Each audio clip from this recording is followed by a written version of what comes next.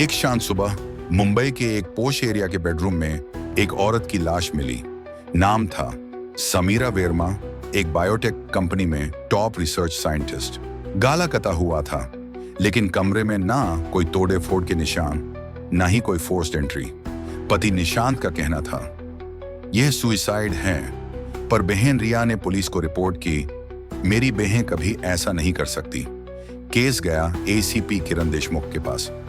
उन्होंने फॉरेंसिक्स के लिए केस दिया डॉक्टर आरव मेहरा को। जब रिपोर्ट आई, सब शॉक्ड रह गए। समीरा के नेल्स के नीचे एक आदमी का डीएनए था, जो निशांत का नहीं था। किरण हैरान थी, तो फिर ये डीएनए किसका है? आरव ने कहा, यह डीएनए समीरा की कंपनी के एक सीक्रेट प्रोजेक्ट से लिंक्ड हो सकता है।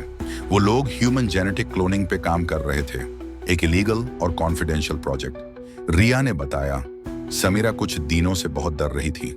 वो कहती थी कोई है जो बिल्कुल निशांत की तरह दिखता है, पर उसका बिहेवियर अलग है। आरव को शॉक हुआ, क्या यह कोई लुकलाइक है या एक क्लोन? कंपनी के सर्वर्स हैक करने पर पता चला समीरा एक क्लोन प्रोजेक्ट पे काम कर रही थी, जिसमें किसी इंसान का डीएनए लेके उसका एग्जैक्ट कॉपी बनाया गया था टेस्टिंग पर्पस के लिए, और वो डीएनए निशांत का ही था। फॉरेंसिक रिपोर्ट ने क्लियर कर दिया, समीरा की हत्या एक क्लोन ने की थी। उसी क्लोन ने जो निशांत के डीएनए से बनाया गया था। उस क्लोन को किसी ने पहचाना नहीं, कोई रिकॉर्ड नहीं, कोई आइडेंटिटी नहीं। आरव ने कहा, यह सबसे खतरनाक डिस्कवरी है। अगर इंसान को कॉपी किया जा सकता है तो किलर कभी पकड़ा ही नहीं जाएगा। पुलिस ने कंपनी के सीईओ को अरेस्ट किया, लेकिन क्लोन गायब था। एक हफ्ता बाद एसीपी किरण के ऑफिस एक मिस्टीरियस पैकेज आया।